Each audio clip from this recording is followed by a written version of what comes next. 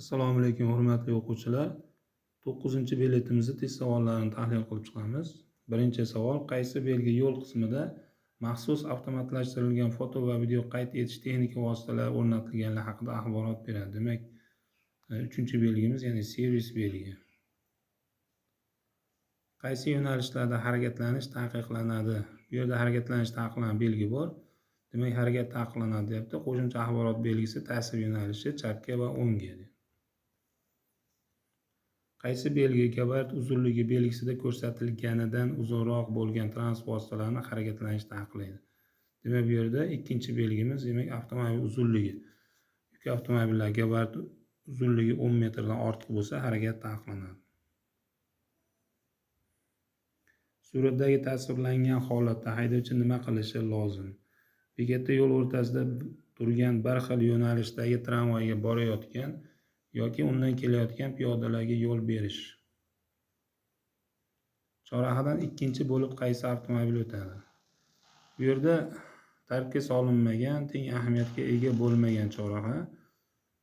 Xo'p. Demak, qizil va yashil avtomobillar asosiy yo'lda. Qizil chapga burilganligi uchun ro'paraga yo'l beradi. Demak, birinchi bo'lib yashil o'tadi, ikkinchi bo'lib qizil avtomobil. 6-savol: kunning qorong'u vaqtida yo'lning yoritilgan qismida harakatlanayotgan mexanik transport vositasi qaysi chiroqlar yoqilgan bo'lishi kerak? Kunning qorong'u vaqtida yo'lning yoritilgan qismida deyapti. Demak, faralarining yaqinni yorituvchi chiroqlari. Chorraha qismida kesib o'tgan yo'lga nisbatan asosiy bo'lgan yo'lda transport vositalarini quvib o'tishga ruxsat etiladimi? Chorrahada faqat asosiy yo'l bo'ylab quvib o'tishga ruxsat etiladi. Qaysi javobda shatakka olingan transport vositasida yoritish asboblarini yoqishning to'g'ri holati ko'rsatilgan? Shatakka olingan deyapti, ya'ni nosoz avtomobil bo'ladi bu. Demak, avariya yorug'lik ishoralari u nosoz bo'lganda yoki bo'lmagan hollarda uning orqa tomoniga avariya sababli to'xtash belgisi o'rnatilishi kerak. Quyidagi 320 to'xtash taqiqlangan belgisining amal qilish chegarasi qayerda tugaydi? E'tibor bersak, yo'lning chetida chizilgan 1/4 sidirg'a sariq chiziq bor. Shu chiziqni oxirigacha ta'sir etadi ushbu belgi. Ya'ni yo'lning yotiq sariq chiziq oxirida.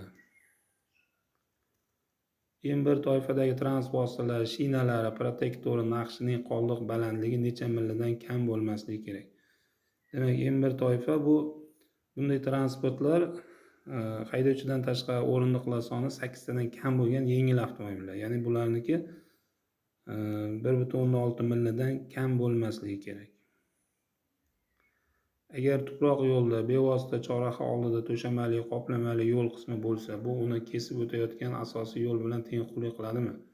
Yo'q, ya'ni qoplamali yo'l asosiy yo'l hisoblanadi, tuproqli yoki shag'alli yo'l bo'lsa, u ikkinchi darajali yo'l hisoblanadi. Taqiqlovchi belgi yo'lning haydovchi to'xtagan qismiga ta'sir qiladimi? Ta'sir qiladi.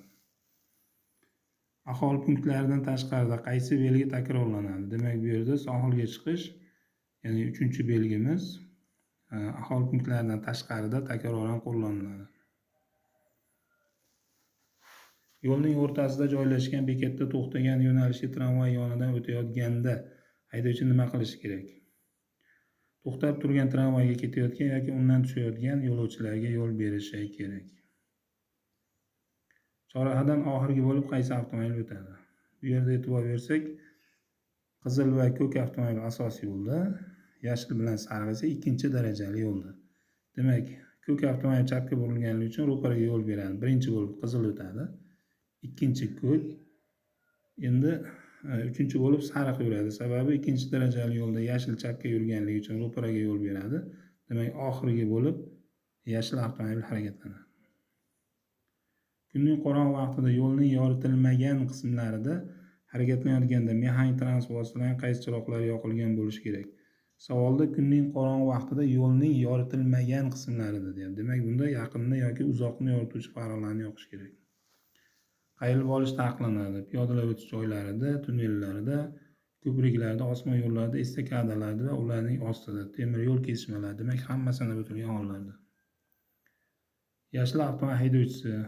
Demak, yashil avtomobil haydovchisi qayta tuzilyapti. Qayta tuzilishda yo'lakay yo'nalishdagi qo'shni qatorda harakatlanayotgan transport yo'l berishi kerak.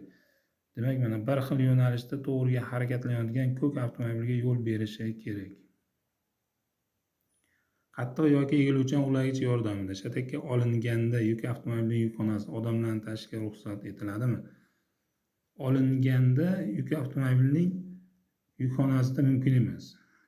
Ruxsat etiladi, faqat shatakka olgan avtomobil yukxonasida ruxsat etiladi, agar odam tashish uchun mo'ljallangan o'rindiqlar bo'lsa. Transport vositalaridan qanday shartlarda foydalanishga ruxsat etiladi? Shinalarning ayrim joylarida ko'rinib qoladigan nuqsonlar bor, foydalanish mumkin emas. F2 M1 toifadagi avtotransport vositalarining oldingi o'qiga ikkinchi klassdagi ta'mirlangan shinalar o'rnatilgan. Mumkin emas. Bularga M1 toifalarga oldingi o'qiga faqat birinchi klassga ruxsat etadi, ikkinchi klass mumkin emas. N2 N3 toifadagi transport vositalari shina protektori naqshining qoldiq balandligi 1,16 mm tashkil qiladi. Demak, bunda ruxsat etiladi, chunki N2 N3 toifadagi transport vositalari shinaning qoldiq chuqurligi eng kamida 1 mm bo'lishi kerak. Lekin bu 1,6 deyapti. Demak, foydalanishga ruxsat etiladi.